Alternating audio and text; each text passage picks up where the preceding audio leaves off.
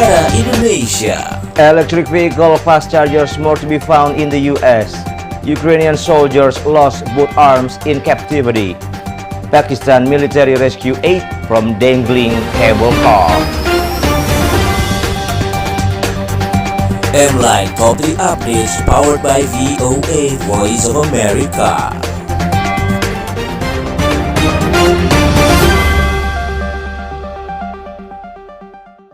With White House funding to help get more electric cars on the road, some states are creating local rules to get top technologies into their charging stations in the US.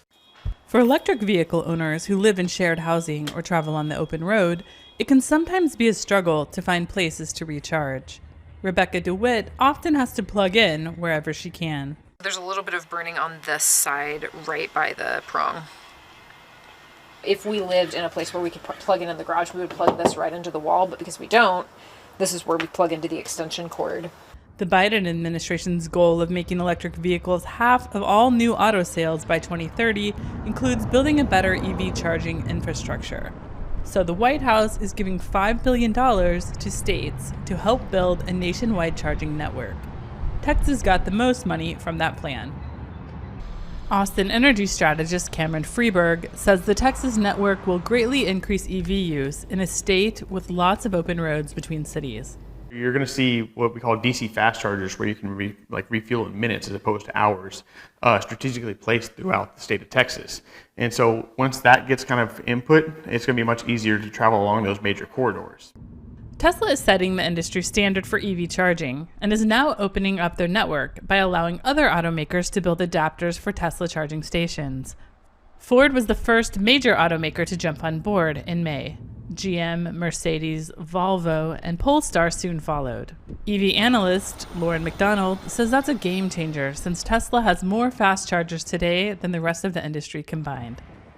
If you're driving a non-Tesla, you'll now have the potential to access more than double the number of chargers you can today. It's one of the reasons a lot of these automakers basically agreed to work with their competitor, Tesla.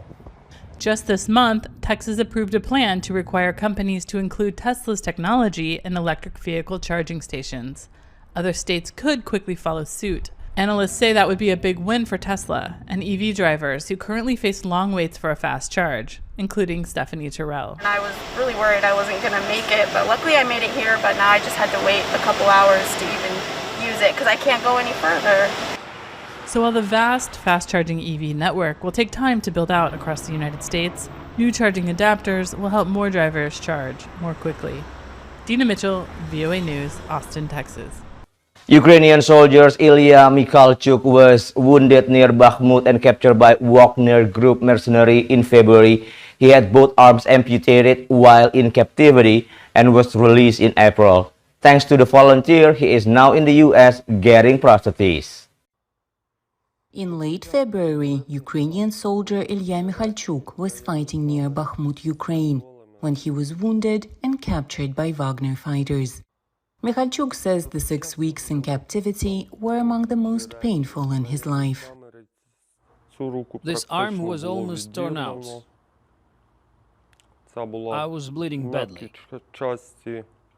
Mikhalchuk believes his left arm could have been saved had he received necessary medical help in captivity. I applied a tourniquet on my arm myself. I could move my fingers. I was okay. Yes, the arm was bleeding, but I doubt it needed amputation. Mikhalchuk says that as he was held in the basement with other captives, he hardly got any painkillers. At times, he would get wound ointment. His comrades' support helped him deal with the pain. At some point, we saw an experienced Ukrainian doctor. He was also in captivity. He changed our bandages, would give us painkiller injections. We got lucky. In mid-April, Mikhalchuk was released in a prisoner swap. After undergoing more surgeries in Ukraine, he went to the US, where he is waiting to receive new bionic prostheses. There's a ton of things he can do. He could everything from like cooking, cleaning, doing things around the house. It'll happen with time. Not too fast, though. The flight, accommodations, and non-medical expenses were paid for by United Help Ukraine, a charity that has been helping Ukrainian soldiers get prostheses since 2014. We provide all logistic support for wounded warriors who come for rehabilitation in Washington, D.C. We make sure that all logistics and all costs are covered. Once they get to the United States, we provide room and board for them and also lots of volunteer support. The Medical Center of Orthotics and Prosthetics in Washington makes prostheses for the soldiers for free. And then this is for an arm. So this is actually one of Ilya's check sockets. The general shape of where his arm was, where the electrodes are, where the valve was, and then where the wings are to help provide some suspension. Prostheses like the ones Mikhalchuk will receive normally cost about $100,000 each, which includes rehabilitation. You see where they were before, like what they were able to do. They were, super active. You're seeing them at their lowest, basically, and then being able to help them with the recovery process, being able to troubleshoot and find out what works for them, and kind of helping them along on that path of recovery, I think is super rewarding. Before the war, Mikhalchuk worked as a construction worker. Today, his main job is getting used to his new arms. For Irina Shenkarenko in Washington, Anna Rice, VOA News. An hour-long Pakistan military-led operation has rescued all 8 people trapped in a cable car hanging over a ravine after 2 of the 3 lines suddenly broke. Officials say the cable car was carrying mostly students to school in the northern mountainous Battagram district when the incident happened halfway across the ravine about 182 meters above the ground. The cable car dangled by a single line as military helicopters and commandos gradually retrieve its trapped passengers with the help of local engineers in an effort that continued into the night.